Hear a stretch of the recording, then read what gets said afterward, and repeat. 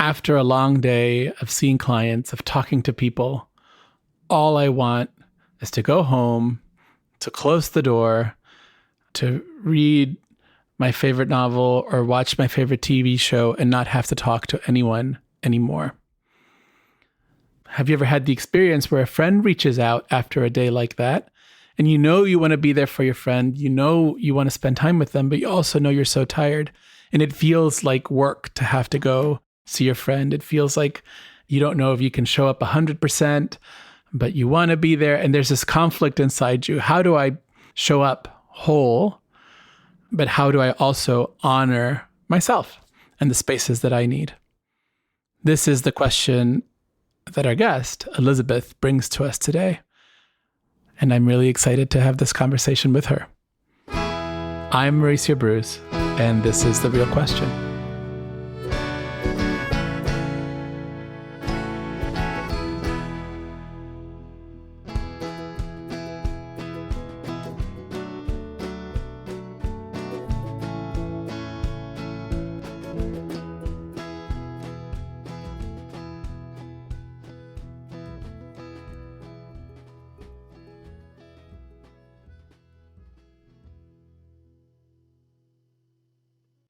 Hi, Elizabeth. Welcome to the show. Hi, Mauricio. I'm so glad to be here.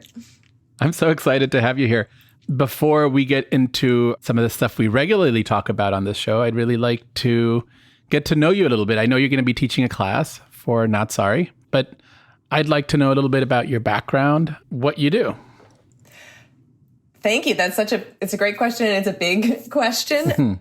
I'm going to answer it in two parts, I think. So one is what I did and what is what I do. So what I did for the very longest time, for the first part of my career, was that I was a classically trained musician.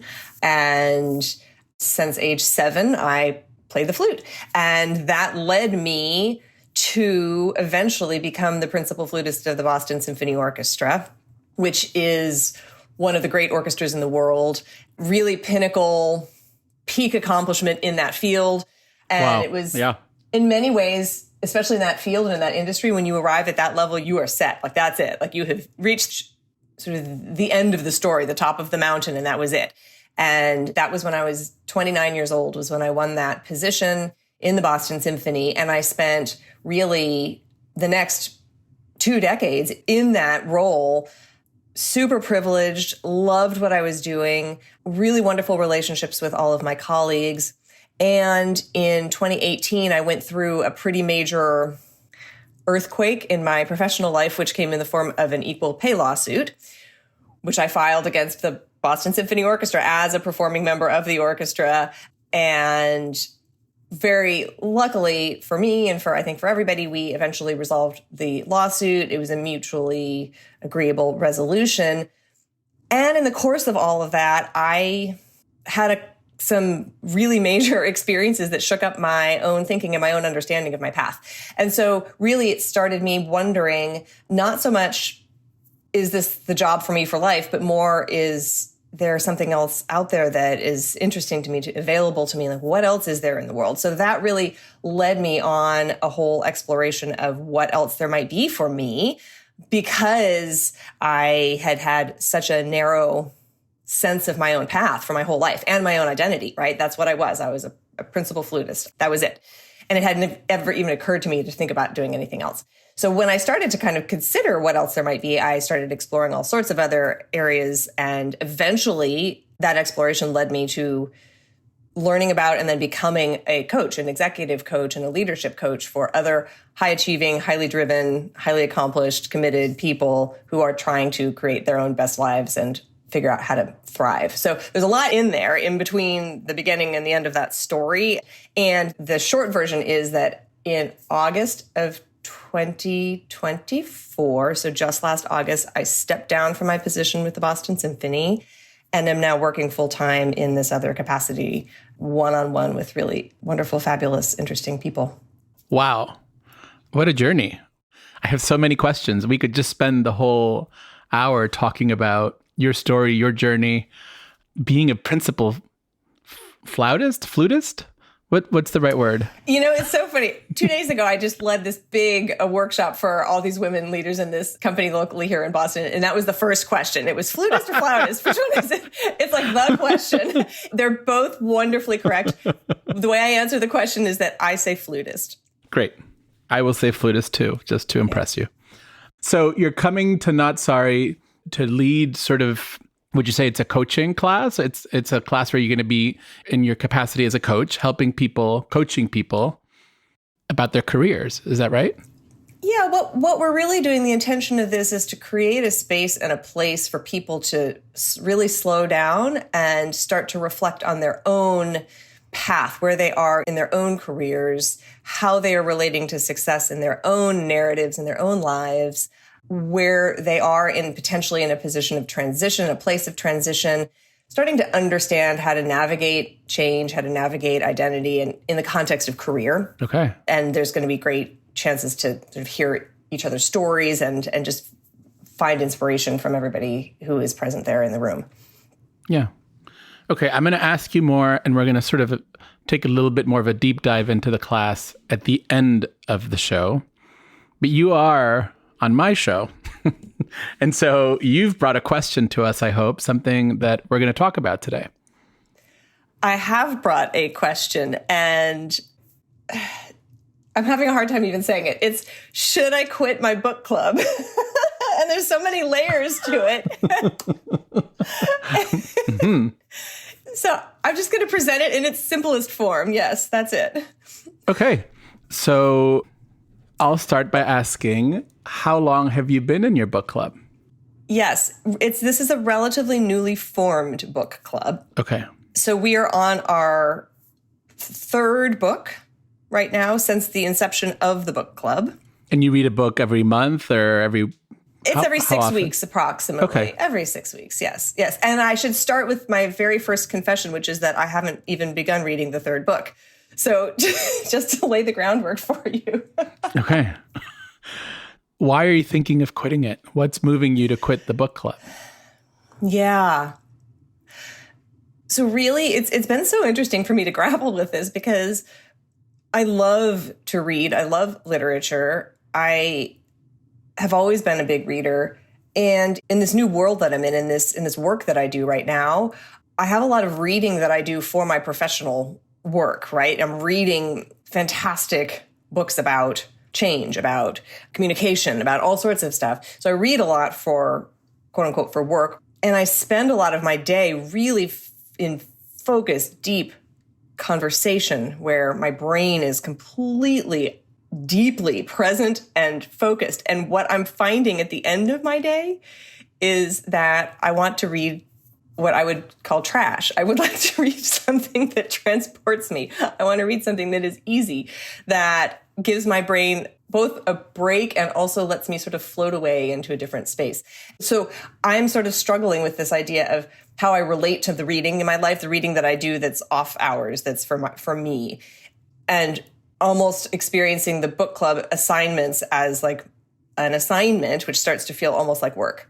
Yeah. It does feel like your book club has become more work. I think that's true. And, I know part of that's on me. Like part of that's how I'm choosing to relate to it. It's like I can decide that it's a chore and work, or I can just I guess what I'm trying to say is I think some of it is my attitude, right? So that's not a factual statement that it is work, but I am I'm sort of relating to it that way. Also, I have a very, very, very strong good student streak in me. It's like if you give me an assignment, I complete the assignment. It's like if there's a grade to be gotten, it will be an A. And so figuring out how to read for pleasure, also have that reading be something that has been chosen and there's a deadline for it, and still relate to it as pleasure, not as like good student. And then also, frankly, to respect the other women that are in this group and not sort of show up as the sort of slacker in the group who's just like, hi, you're all great. I want to hang out with you. And I did not read Anna Karenina. So can you walk me, why did you decide to join the book club?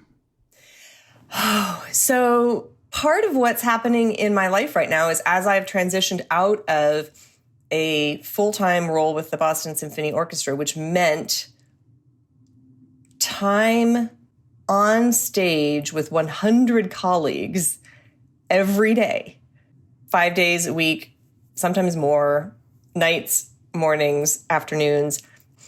There's a high degree of interpersonal interaction that occurs in that job. So as I have left that, I consider myself a pretty strong introvert.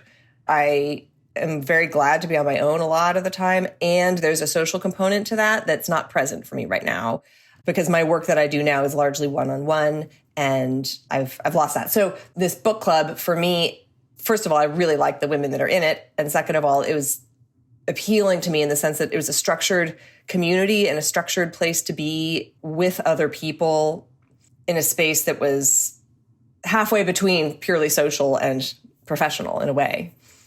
So nowadays, on a daily basis, you're just meeting with clients one-on-one. Is that right? That's right.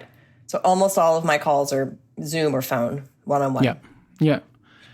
And what I'm hearing from your past, from the orchestra, there was 100 people on stage. That was your office. But they were also your friends. They were your colleagues. That's right. And you're seeing them again and again and again and again. And there's this familiarity and and you've transitioned to a job now, which is pretty lonely. You know, I've thought about that. I've asked myself that question of, am I lonely? And I'm not totally sure that I am. I think it certainly has crossed my mind.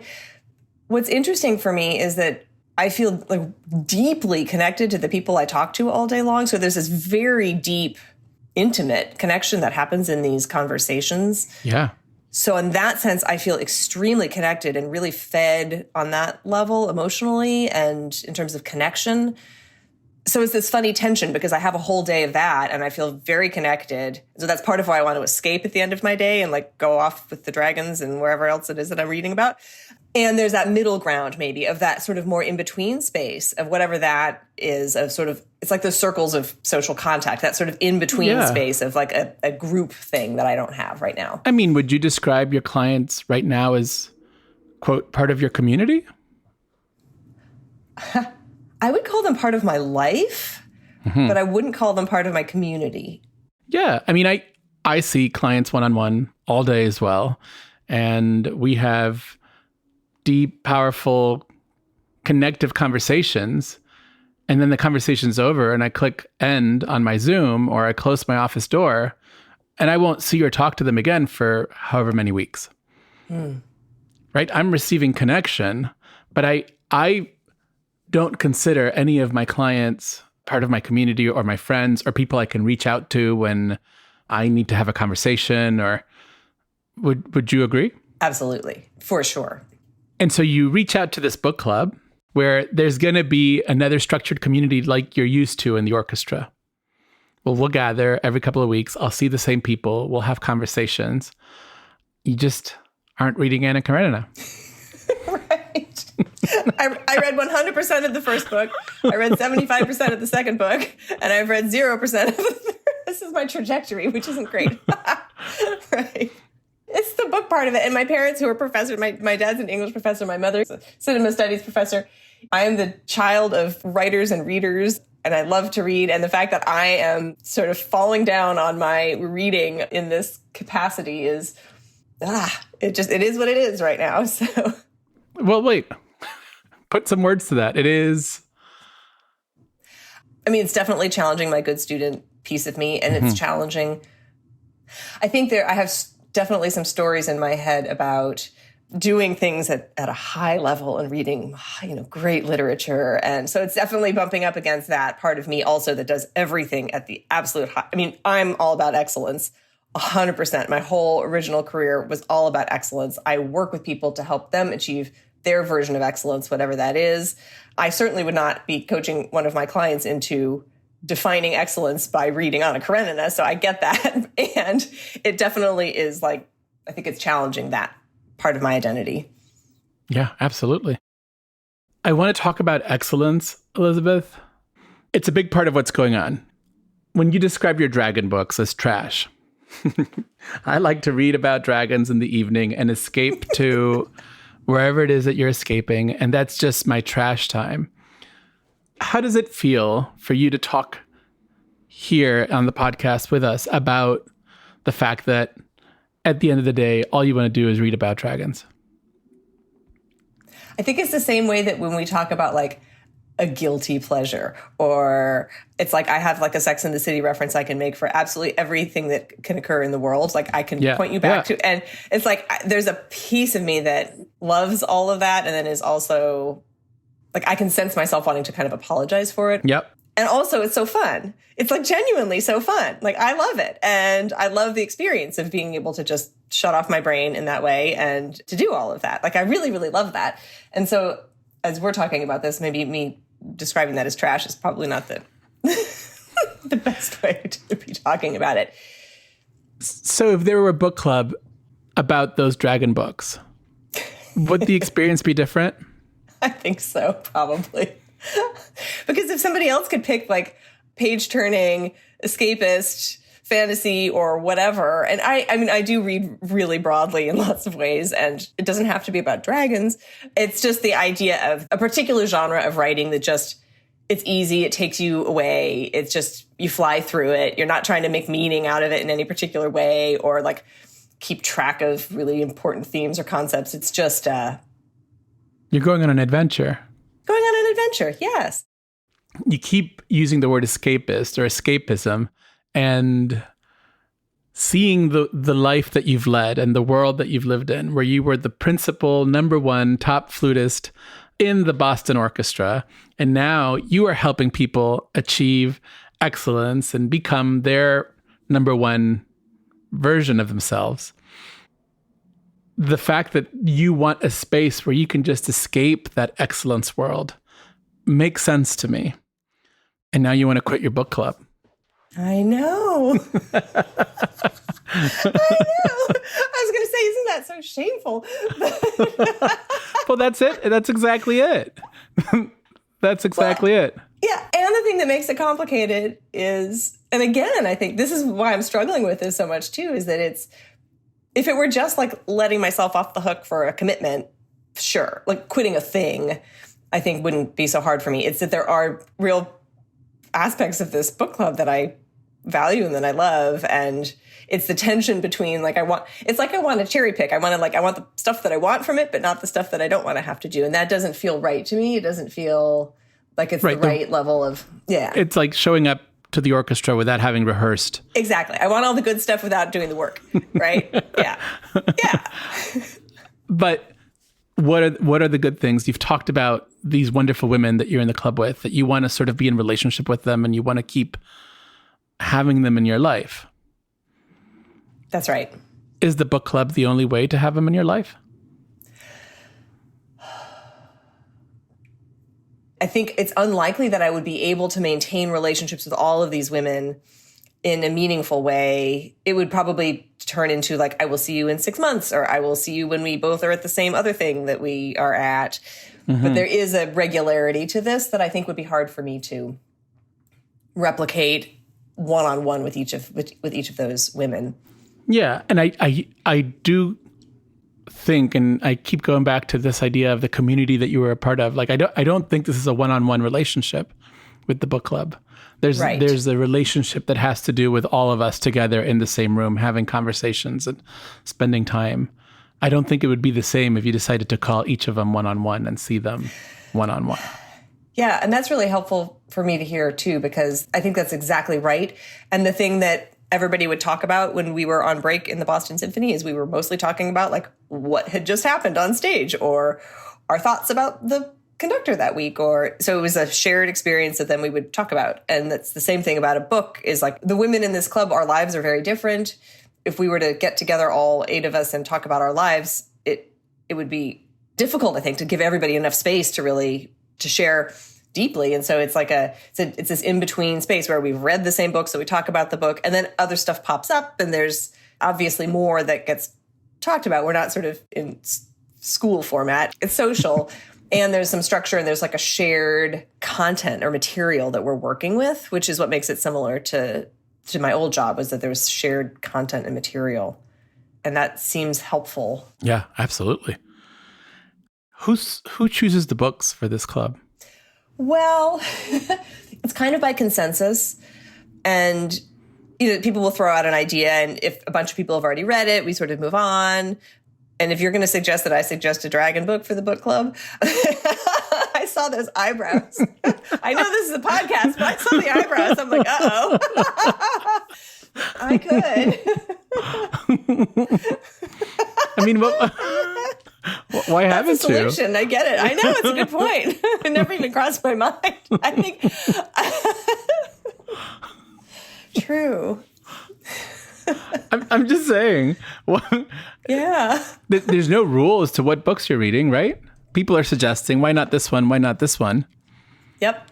But there's no actual rules. Like, we have to read books that were written, at least 100 years ago. Or no. And there's been a variety already that have been put out there. And I also want to say, for me, it doesn't necessarily have to be a dragon book, but there's a certain kind of Pulp Fiction kind of version. Not Pulp Fiction, the movie, Pulp Fiction, the easy and page-turner-y. Yeah, I think we would call it a genre book. So why can't they be in the book club?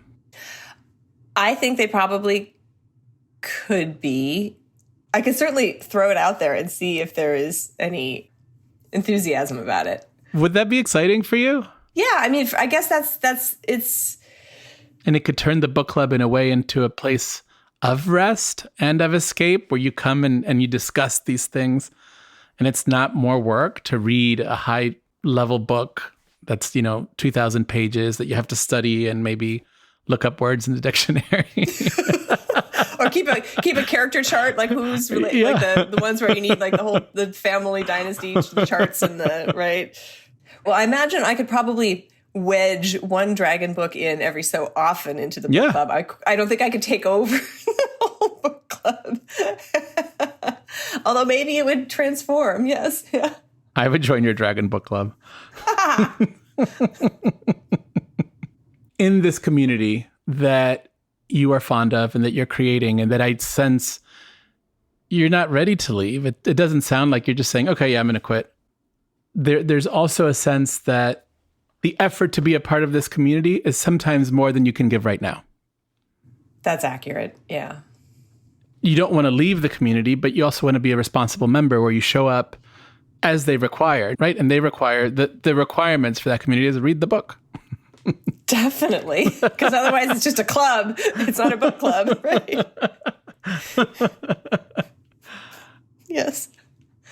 Would you be willing to, once in a while, bring a book that you're interested in reading, and then consider, when somebody brings a book that you're not so interested in reading, is there a way to give your best effort to Anna Karenina, which doesn't mean reading it from cover to cover? So, in other words, would I watch the film adaptation of Anna Karenina?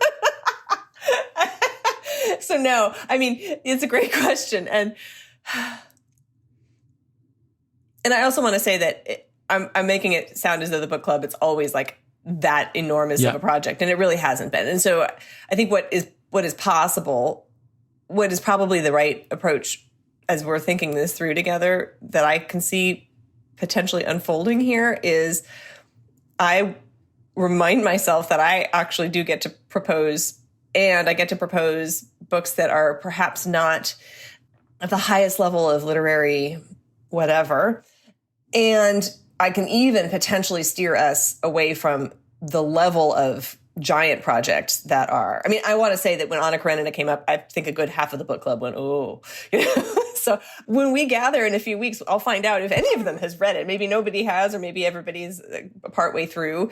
So I'm not even sure how that will have unfolded for my other, members of the book group. But as we're talking about this, it occurs to me too that I could just be a voice for whatever it is that we're reading being something that feels more manageable. Even it doesn't have to be quote unquote trash, but it can also be something that's a little bit less of a major lift than Anna Karenina. Or I hope War and Peace is not our next choice, right? Right.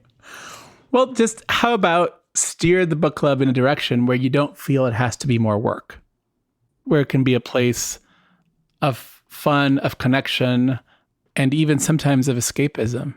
And maybe the other members of the group will be really grateful about that too. Yeah. And as you're saying that too, it occurs to me that there's no rule that the book club book is the only book. It's not the only book that I'm reading. I'm reading tons of books. And if some of my friends in the book club are thinking, okay, well, what am I doing reading this trash? They can always read Anna Karenina on the side as their substance. They can get their substance elsewhere. And I'm just going to finish our conversation by suggesting that no books are trash.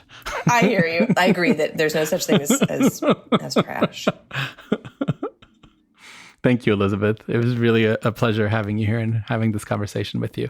I want to transition to talk about your class and what you're going to be doing with Not Sorry, because I think it's really exciting and it's really interesting. And it's a great opportunity for people to sit with you, have really interesting conversations. You're going to lead some exercises and they'll be left with some action steps to actually possibly get to change their careers or their paths. Am I right?